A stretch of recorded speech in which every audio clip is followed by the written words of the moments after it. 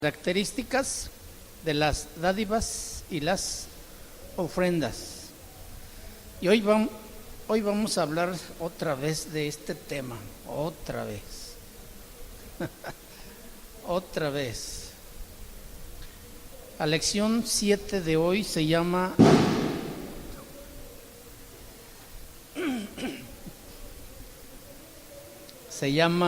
diezmo u ofrenda voluntaria. Es una pregunta. ¿Diezmo o dádiva voluntaria? ¿Diezmo u ofrenda voluntaria?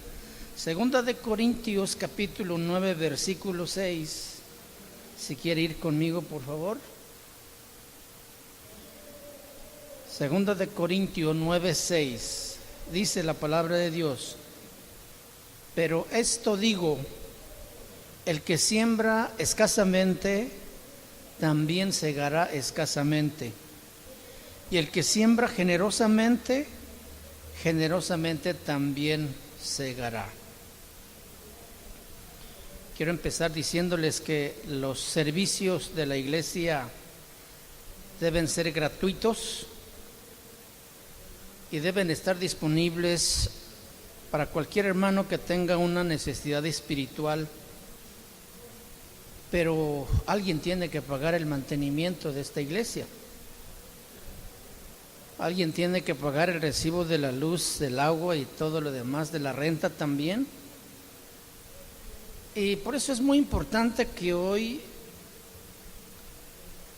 podamos contestar esta pregunta por los conceptos equivocados que se tienen en algunas iglesias, en los que para los miembros el diezmo es obligatorio.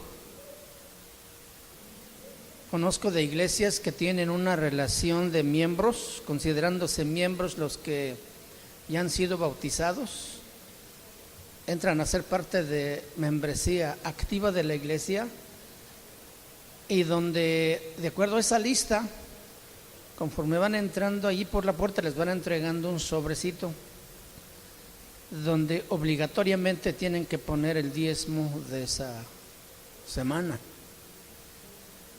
Y cuando ellos recogen el sobre con el nombre y la cantidad que ahí puesta, ahí está asignado, en una relación de una lista, lo van checando, lo van registrando.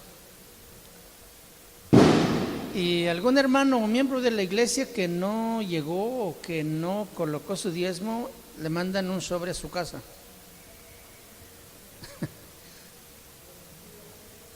Entonces, ¿qué dice la Biblia? ¿Cómo establece la palabra de Dios? ¿El diezmo es obligatorio o es una ofrenda voluntaria? Esto es lo que vamos a estudiar hoy. Quiero que preste mucha atención, no se me vaya a enfadar. Pero sí es muy interesante que entendamos esto. Hay personas que acuden a la iglesia buscando solamente algo del Señor, de Dios o de Jesucristo, pero acuden no para aprender sobre la obligación de formar parte de una congregación. O sea, acuden solamente por una bendición, pero no para tomar responsabilidad. Y esta iglesia, particularmente Casa de Oración Manzanillo, desde que inició sus actividades allí en la calle Valle de las Garzas, en Tapeistles, ha sido sostenido por la contribución, ofrendas de cada uno de ustedes. Y hoy estamos aquí en este lugar todavía más amplio, que por lo tanto involucra más gastos también, y ha sido sostenido por esas ofrendas voluntarias que cada uno de ustedes fielmente cada 8 días están depositando en los botes que se pasan para recolectar esta ofrenda. Siempre hemos pensado que hay que dar una ofrenda, pero hay quienes piensan que siempre hay que dar un diezmo, y esto nos lo han metido por muchos años. Yo no sé si usted ya había escuchado esto, o si en su iglesia donde usted se congregaba también era algo así, y posiblemente lo que aquí vayamos a aprender hoy no vaya muy de acuerdo con lo que usted ha aprendido, pero si lo podemos entender, esto nos va a dar a un amplio entendimiento de lo que es la ofrenda, de lo que es el diezmo, para que con toda libertad nosotros lo sigamos haciendo.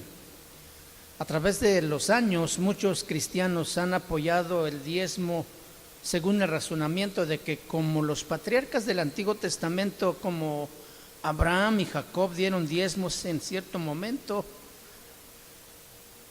el concepto debe ser una norma de Dios para todos nosotros hasta el día de hoy. Sin embargo, la pregunta real que debemos hacernos hoy es: ¿la Biblia enseña que el diezmo es el requisito esencial de la dádiva cristiana? Y para contestar esta pregunta vamos a ver algunos textos que nos van a aclarar este punto. Vamos a tratar de entender algunos argumentos básicos del diezmo. Vamos a analizar las dádivas y ofrendas en el Antiguo Testamento, antes de Moisés, después de Moisés, y en el Nuevo Testamento también, si todavía está vigente esto. Y vamos a tratar de establecer claro lo que como iglesia entendemos esto. En términos generales, el argumento típico de la práctica del diezmo se remonta hasta el Antiguo Testamento. La ley mosaica exigía que los israelitas pagaran un diezmo. E incluso antes de la ley, Abraham y Jacob, recuerdan ustedes las historias, dieron diezmos al Señor en algún momento de su camino. Como la práctica del diezmo apareció antes de la ley, dicen algunos que debe trascender entonces a la ley, o que debe ser también válido y vigente después de la ley. Y esa cualidad trascendental significa que el diezmo entonces se tiene que aplicar después de la época de la ley hasta hoy, nuestros días, como una norma universal y un requisito que no se puede alterar. Este argumento no es correcto. Primero, argumentar sencillamente que lo que haya existido antes de la ley debe existir después de la ley es un problema. Por ejemplo, a partir de la ley de Moisés, los judíos guardaban el séptimo día. ¿Todos sabemos eso? Esa era la ley del día de reposo, definido en el libro de Éxodo, capítulo 20, versículo 9 al 11. Pero en el Nuevo Testamento, comenzando con las enseñanzas de Jesús, en Marcos capítulo 2, versículo 23 al 28, anula claramente la necesidad del cumplimiento del día de reposo.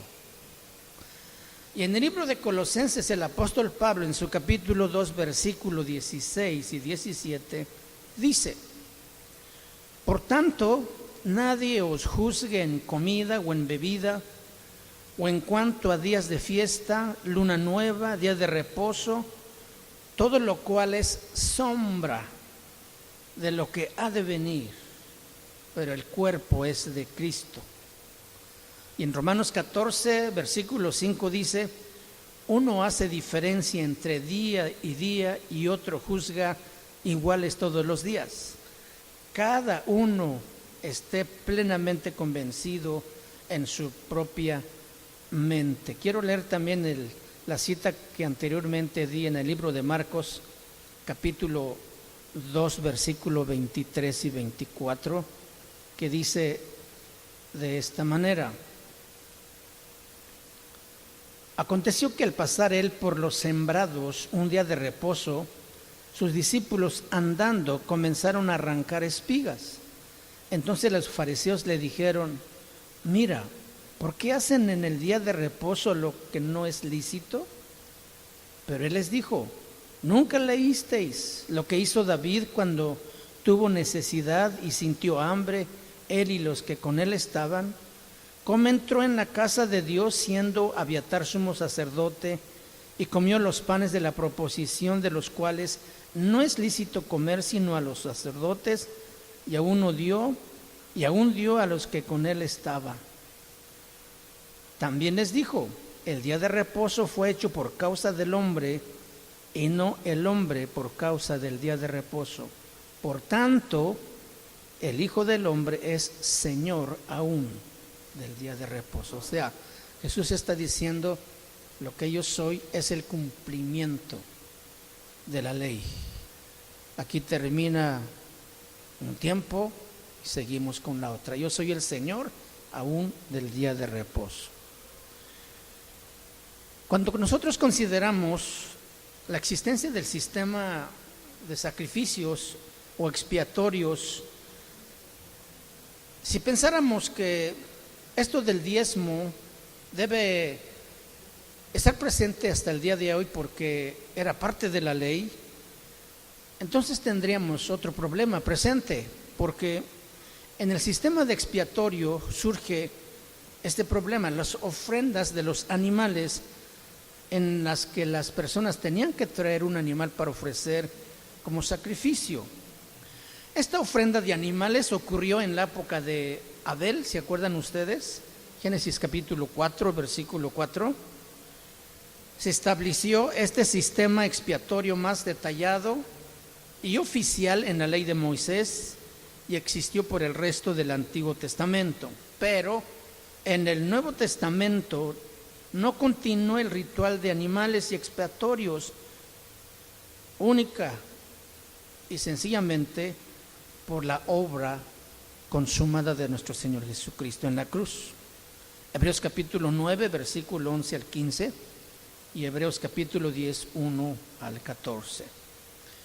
Porque en la actualidad ni tú ni yo ofrecemos animales al Señor, ¿verdad que no? El que cierto requisito o práctica existiera antes o durante la época de la ley, esto no le da una aplicación permanente en el Nuevo Testamento o en el Nuevo Pacto.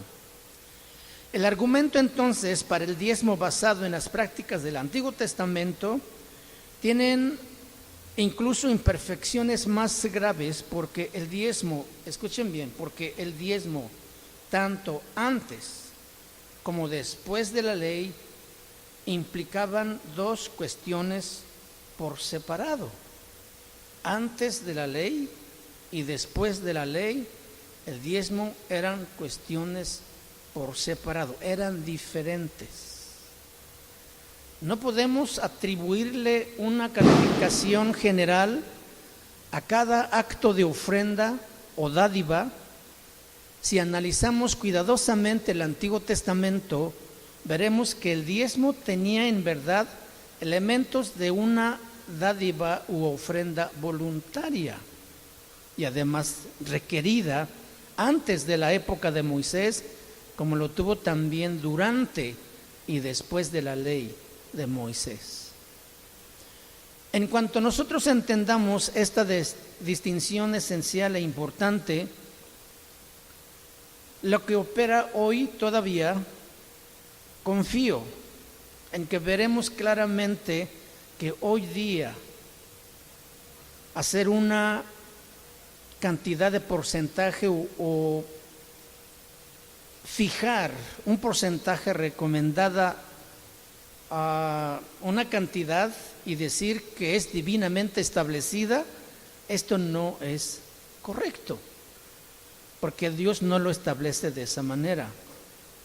Vamos a mirar, por ejemplo, la dádiva o la ofrenda en la era premosaica, antes de Moisés. Antes de considerar cualquier ejemplo de la dádiva u ofrenda del Antiguo Testamento, es importante saber que en el libro de Génesis, la palabra hebrea traducida por diezmo no hace referencia a una ofrenda necesaria. No estamos discutiendo si hay o no diezmo, pero estamos diciendo si esto es obligatorio o es voluntario. Eso es lo que estamos queriendo analizar. No es un mandamiento ni tampoco una ordenanza. En su lugar, el término de referencia se refiere a una ofrenda voluntaria. Además, el concepto del diezmo no va o no era característico de la Biblia, ni de aquellos que creen en el Dios verdadero. Escuchen, históricamente, la idea de dar un diezmo a una deidad era una costumbre pagana común. Para casi todas las culturas antiguas, el número 10 era el símbolo de completamiento. Muy común era que los adoradores paganos quisieran dar una ofrenda a su Dios y le daban un diezmo, porque eso simbolizaba su dádiva de todo, su entrega de todo cuanto tenían ellos a su Dios. Así que un décimo era una proporción común en mucho tipo de ofrendas sagradas de aquellos tiempos. Por eso no se puede argumentar realmente que Dios en el libro de Génesis originó o dio mandamiento especial de diezmar como un principio permanente. El concepto de diezmo no se encuentra ahí, como vamos a analizar o estudiar enseguida. Vamos a mirar, por ejemplo, la dádiva o la ofrenda de Adán hasta Noé. En Génesis capítulo 4 registra el primer acto en donde la humanidad le hace una ofrenda a Dios. Recordamos a los hijos de Adán, Abel y Caín dieron una ofrenda voluntaria que de ninguna manera implicaba una cantidad fija, ordenada por Dios, mucho menos. Y en este capítulo 4 de Génesis se puede entender que el Señor había requerido en algún momento anterior que las ofrendas fueran sacrificios de animales. Eso es lo que hizo aceptable la ofrenda de Abel, no así la de Caín, que era de una ofrenda de frutos, de vegetales y de granos que él cultivaba. Dios aceptó el sacrificio de animal de Abel, pero no fue porque hubiera traído un cierto porcentaje de su rebaño o en el momento justo del año según mandato divino. La historia o la narrativa dice que los dos hermanos decidieron cada uno voluntariamente llevarle ofrenda a Dios. Y hasta donde podemos entender leyendo este pasaje, dice que ellos decidieron cada uno de una forma voluntaria. Entonces, hasta donde podemos entender, podemos determinar estas primeras ofrendas no estaban relacionadas con una décima parte que ellos trajeron, nomás era una ofrenda voluntaria. Este es el caso de Abel y de Caín. En el caso de Noé, él hizo una segunda ofrenda registrada en la Biblia, en Génesis capítulo 8, cuando vio que el diluvio había pasado. Noé quiso abandonar el arca y ofrecerle a Dios una ofrenda. Génesis capítulo 8, versículo 20, dice: y edificó Noé un altar a Jehová, y tomó de todo animal limpio y de toda ave limpia, y ofreció holocausto en el altar. Vamos a mirar aquí que Dios no mandó a Noé a hacer eso. Esto fue una ofrenda espontánea y voluntaria y de corazón que salió de Noé. No hay razón entonces para suponer que era alguna clase de diezmo tampoco. Esto es lo que entendemos leyendo la Escritura.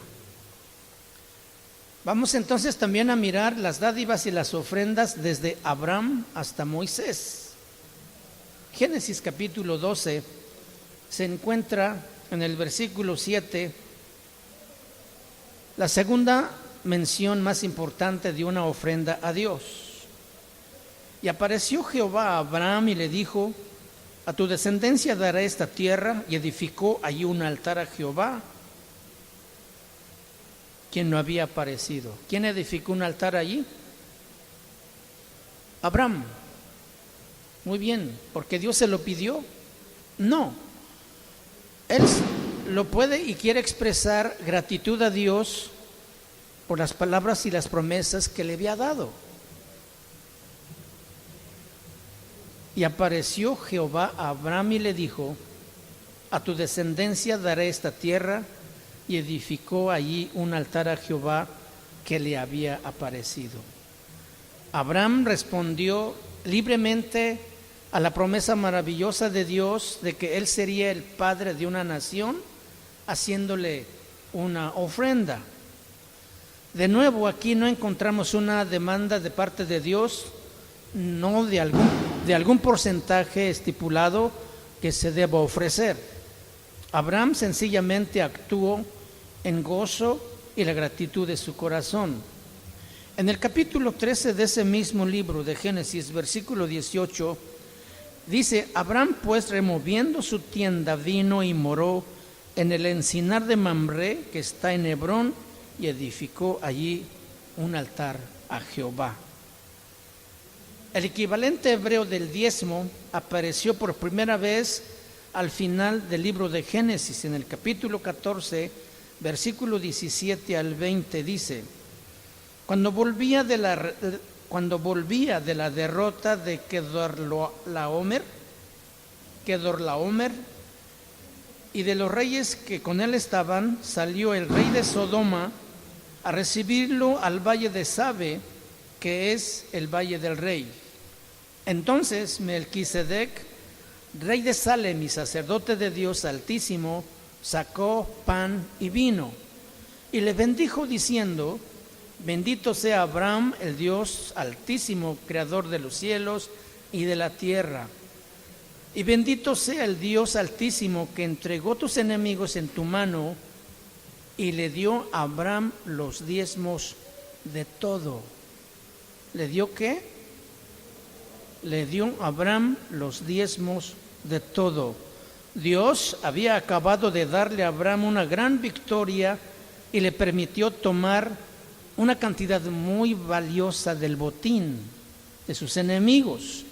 Entonces Abraham, de regreso a casa, se encontró con este personaje maravilloso de Melquisedec, que era tanto rey como sacerdote, un sacerdote del Dios Altísimo, el mismo Dios a quien Abraham amaba, y él estaba tan agradecido de Dios por todo lo que le había dado, por todo lo que había hecho por él, y por cómo el Señor le había dado victoria y protección contra sus enemigos. Por eso dice: le dio los diezmos de todo. Abraham expresó de esta manera su gratitud a Dios por medio de su representante, el sacerdote Melquisedec. Vale la pena notar aquí que el versículo 20 no dice que Abraham le diera una décima parte de todo cuanto él poseía. No era un diezmo de sus ingresos total, ni ninguna clase de diezmo anual, sino sencillamente una décima parte de lo que había tomado en la batalla, lo que había traído como botín de guerra. De hecho, no se encuentra registrado en el Antiguo Testamento algún otro momento en que Abraham volviera a dar un diezmo. Así que el diezmo de Abraham era una acción libre, voluntaria, y no de una sola vez, totalmente motivado por su corazón y no por un mandato de Dios. La verdad importante aquí es lo siguiente: Abraham, a través de Melquisedec, le dio a Dios una décima parte de lo mejor. ¿Una décima parte de qué? De lo mejor. Cuando un ejército vencedor toma botín de sus enemigos, no toma cualquier cosa, toma lo mejor. Entonces, de eso mejor, del botín de guerra, Abraham ofrece al sacerdote Melquisedec y le da entonces a Dios lo mejor de ese botín. Muy bien. Entonces, Resulta poco prudente afirmar entonces cualquier otra cosa a partir del significado del diezmo de Abraham en este libro y capítulo 14 de Génesis. La única otra mención del diezmo antes de la ley de Moisés está en Génesis capítulo 28, versículo 20 al 22, en la historia de la promesa hecha a Jacob. Sin embargo, la enseñanza principal de este relato de Jacob no es que debemos hacer lo mismo que él hizo. Lo que Jacob hizo fue dar un diezmo, o más bien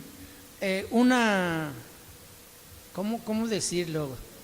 Una actitud carnal, espiritual, aunque pareciera que era muy espiritual él, porque le está ofreciendo a Dios. Bueno, vamos a mirar Génesis capítulo 28, versículo 22. Fíjense cómo le dice Jacob a Dios.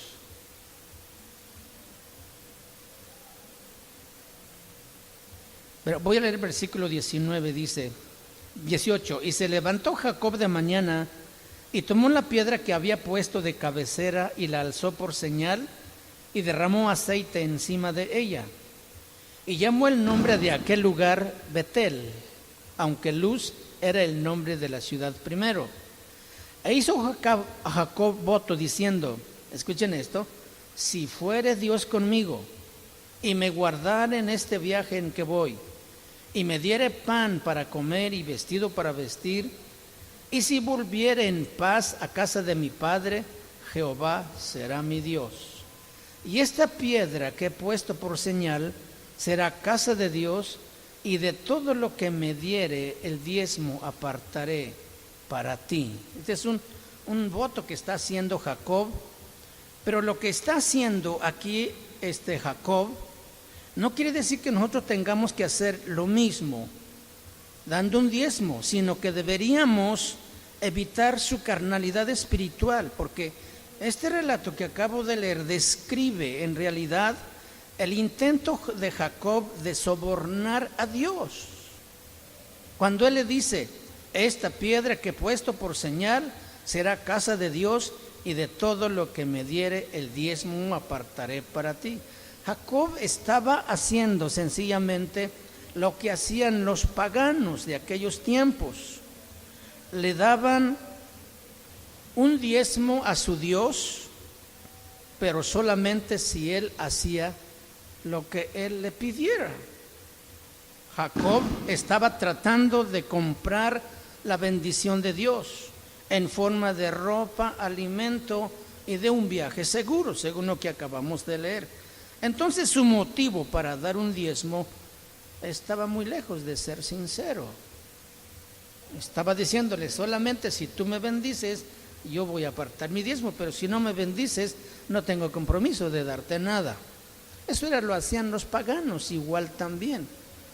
Entonces este relato no es para que nosotros hagamos lo mismo, sino precisamente evitemos decirle, Señor, te voy a pagar los diezmos, pero tú tienes el deber de bendecirme. ¿Cómo ves? Dándole órdenes al Señor. Y ese no es el asunto. Muy bien, vamos a mirar entonces las dádivas durante la ley de Moisés, en la época de la ley. Las normas mosaicas eran las mismas que las de la época antes de Moisés. Unos pasajes nos van a explicar los detalles de la dádiva u ofrenda, escuchen bien esto, necesarias, y otras eran voluntarias. En la época de la ley, unas ofrendas o diezmos eran necesarias y otras eran voluntarias. La primera de ellas la encontramos en Números 18, y vamos ahí por favor, en el libro de Números,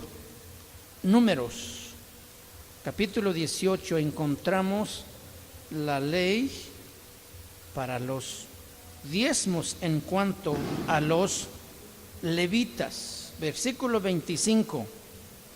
Y habló Jehová a Moisés diciendo, Así hablarás a los levitas y les dirás: cuando toméis de los hijos de Israel los diezmos que os he dado de ellos por vuestra heredad, vosotros presentaréis de ellos en ofrenda mecida a Jehová el diezmo de los diezmos. Y se os contará vuestra ofrenda como grano de era y como producto del lagar. Así ofreceréis también vosotros ofrenda a Jehová de todos vuestros diezmos que recibáis de los hijos de Israel, y daréis de ellos la ofrenda de Jehová al sacerdote Aarón. Versículo 29. De todos vuestros dones ofreceréis toda ofrenda a Jehová, de todo lo mejor de ellos ofreceréis la porción que ha de ser consagrada.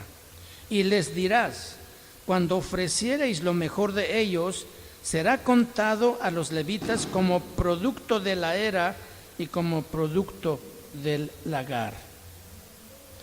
Dios, como sabemos y hemos leído la Biblia, Dios escogió a los levitas para que fueran sacerdotes, para servir en el templo, para dirigir la teocracia de Israel, una nación dirigida por Dios.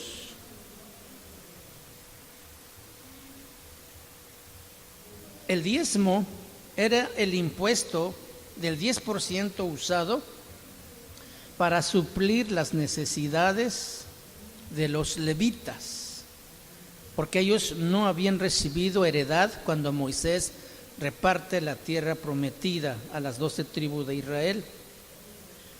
Entonces, en esencia, los israelitas daban un diezmo cada año para sostener a aquellos que dirigían su gobierno.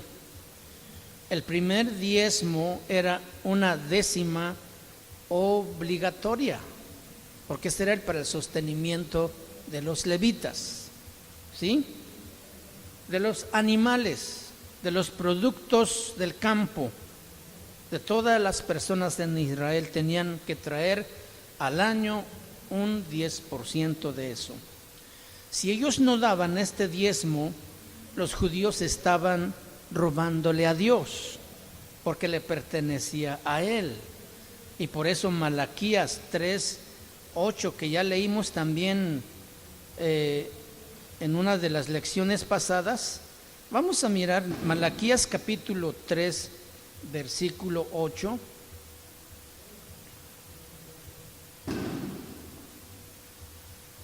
¿Robará el hombre a Dios? Se está refiriendo a este tipo de diezmos. ¿Robará el hombre a Dios? Pues vosotros me habéis robado. Y dijisteis: ¿en qué te hemos robado? En vuestros diezmos y vuestras ofrendas. Este era el 10% para el sostenimiento de los levitas. Como ellos no habían recibido heredad, no tenían la manera de ganarse la vida, y se sustentaban entonces de lo que los israelitas traían cada año, la 10ª parte de sus animales y de los productos del campo. En Deuteronomio capítulo 12, versículo 10 al 11, ese mismo en el capítulo 17 y 18, hace referencia a un segundo diezmo anual que los israelitas tenían que pagar. Deuteronomios 12:10 dice: mas pasaréis el Jordán y habitaréis la tierra que Jehová vuestro Dios os hace heredar, y Él os dará reposo de todos vuestros enemigos alrededor, y habitaréis seguros, y al lugar que Jehová vuestro Dios escogiere para poner en él su nombre, allí llevaréis todas las cosas que yo os mando, vuestros holocaustos, vuestros sacrificios, vuestros diezmos, las ofrendas elevadas de vuestras manos, y todo lo escogido de los votos que hubiereis prometido a Jehová. Versículo 17 dice: ni comeréis en tus poblaciones el diezmo de tu grano, ni de tu vino o de tu aceite, ni las primicias de tus vacas, ni de tus ovejas, ni los votos que prometiereis, ni las ofrendas voluntarias, ni las ofrendas elevadas de tus manos, sino que delante de Jehová tu Dios la comerás, comerás en el lugar que Jehová tu Dios hubiera escogido, tú, tu hijo, tu hija, tu siervo, tu sierva y el levita que habita en tus poblaciones. Te alegrarás delante de Jehová tu Dios de todas las obras de tus manos. Este segundo diezmo estaba destinado para las festividades nacionales de Israel. Dios ordenó a los israelitas llevar todas las ofrendas, sacrificios, contribuciones a Jehová, la ciudad que él estableció para que morara su nombre allí. Él estaba ordenando el apoyo para todas las festividades religiosas nacionales, las celebraciones y ceremonias como la Pascua. Entonces, este segundo diezmo fue por el bien de la adoración religiosa nacional de los judíos, y también promovió la fraternidad y unidad nacional, porque dice: no lo comerás en tu pueblo, lo comerás allá donde Jehová tu Dios asignar el lugar. Y allí, en ese convivio, ¿por qué creen que hacemos convivios también aquí nosotros? ¿Verdad? Somos bíblicos hasta en eso, porque Dios promovió este diezmo para precisamente esa fiesta especial que se hace anualmente, y tendrían enormes convivios. Imagínate todo lo que la gente llevaba, diezmo de sus animales, de sus cosechas, de todo. Yo solamente conozco una iglesia en todo mi trabajo que entiende bien esto, y que ese lugar que era la cárcel municipal está llena de maíz, frijol, café, leña, está llena de productos para cuando ellos hacen sus aniversarios. Pues ellos no lo hacen de traje, ellos lo toman todo allí y de ahí preparan toda la comida para toda la gente, para todo el pueblo que además es cristiana. Entonces, imaginémonos al pueblo de Israel cuando regresa a su ciudad Jerusalén, con todas estas ofrendas, dádivas, sacrificios, animales, a tener una gran fiesta, en esta fiesta de la Pascua, por ejemplo. Entonces, este es el segundo diezmo. Entonces fue por el bien de la adoración a Dios a nivel nacional, que también promovió el Señor la fraternidad y unidad nacional, porque toda la nación se juntaba de todas las partes de Israel o de otros pueblos paganos donde habían sido dispersos. Regresaban ellos a hacer su fiesta en la ciudad. Muy bien. Hay un tercer diezmo también en el libro de Deuteronomios capítulo 14, versículo 28. Aquí hace referencia a un tercer diezmo. Dice: al final de cada 3 años sacarás todo el diezmo de tus productos de aquel año y lo guardarás en tus ciudades.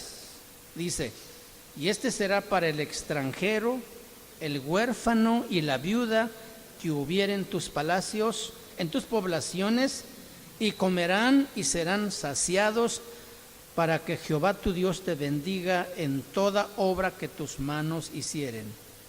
Entonces este tercer diezmo se conocía como el diezmo del bienestar o el diezmo de los pobres, y se usaba para ayudar al extranjero, al huérfano y a la viuda. Ya llevamos 3 diezmos. ¿Cuál es la primera? El diezmo de los levitas. Segundo, el diezmo de las festividades. Y esta tercera, para los pobres y para los extranjeros. Dice al final de cada 3 años. Este no era anual, esto era cada 3 años. Las otras sí eran anuales. Entonces los primeros 3 diezmos nacionales durante la época de Moisés no eran más que impuestos, y no se debían confundir con las dádivas voluntarias. Esos diezmos llegaban a ser una tributación obligatoria que se usaba para financiar el gobierno humano instituido divinamente en Israel. Sin embargo, este 23% no era una dádiva necesaria, total, para el pueblo bajo la ley de Moisés. Tenía aparte algunos requisitos adicionales, al igual que nosotros tenemos el impuesto para la gasolina, tenemos el impuesto para todo lo que compramos, el famoso IVA. Los judíos tenían también un impuesto sobre la participación de utilidades, que se explica en detalle en Levíticos capítulo 19, versículo 9 y 10. Dice: cuando siegues la mies de tu tierra, no segarás hasta el último rincón de ella, ni espigarás tu tierra segada. No rebuscarás tu viña, ni recogerás el fruto caído de tu viña. Para el pobre y para el extranjero lo dejarás, yo Jehová vuestro Dios. O sea, al cosechar la parcela de maíz, si se te cayó una mazorca ahí, déjalo, dice el Señor, no lo recojas. Si un tramo de espiga no recogiste, déjalo, y ese es para el huérfano que viene atrás. Yo no sé cómo le llaman aquí cuando alguien ha cosechado su parcela y luego vienen los rebuscadores, pepenadores, no sé, en mi pueblo les llamaban pepenadores, que van a rebuscar en las parcelas lo que... En grandes sembradíos de papa, por ejemplo, la papa se siembra en surcos, y allí tú compras la papa por metro. Lo que saques en un metro, esto es lo que te tocó. Si tiene mucha papa, pues te fue bien. Si tiene poquita, pues también te fue bien, porque compraste un metro nada más, ¿verdad?